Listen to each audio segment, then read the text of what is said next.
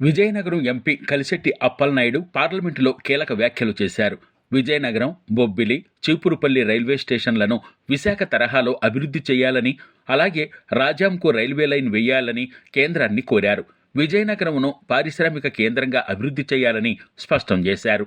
ముఖ్యంగా నా విజయనగరం పార్లమెంట్ పరిధిలో ఉన్న ఆంధ్ర ఒరిస్సా బార్డర్ రాయగడ పార్వతపురంలో రైల్వే గేట్స్ ఉన్నాయి.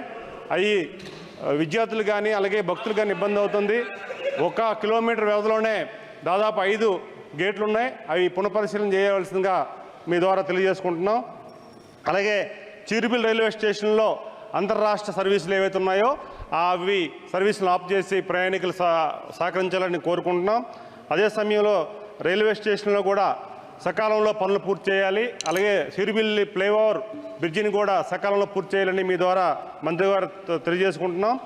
జనరల్ కోచ్ని ఏవైతే రైల్వే జనరల్ కోచ్ని ప్రయాణికులకి సౌకర్యం ఉండడానికి వీలుగా ఉండడానికి జనరల్ కోచ్ని ఏర్పాటు చేయాలని మీ ద్వారా తెలియజేసుకుంటూ ఈరోజు విశాఖ నగరం అభివృద్ధి జరుగుతుంది. ఆంధ్రప్రదేశ్లో మెట్రో రైలుని కొత్త ప్రాజెక్టును మంజూరు చేయాలని, అలాగే భోగాపురం ఇండస్ట్రియల్ పారిశ్రామిక వాడలో పైడిభీమ వరకు భోగాపురం ఎయిర్పోర్ట్ వరకు ఇండస్ట్రియల్ ఏరియా కనుక అవి కూడా ఏర్పాటు చేయాలని మీ ద్వారా తెలియజేసుకుంటూ ఈరోజు ఆంధ్రప్రదేశ్పై ప్రత్యేక దృష్టిని ఏర్పాటు చేసి గవర్నీయులు చంద్రబాబు నాయుడు గారు ముఖ్యమంత్రిగా ప్రమాణ స్వీకారం చేసిన తర్వాత చాలా రైల్వే సమస్యలు ఉన్నాయి. వాటిలన్నీ కూడా పరిష్కారం చేయాలని మీ ద్వారా తెలియజేసుకుంటూ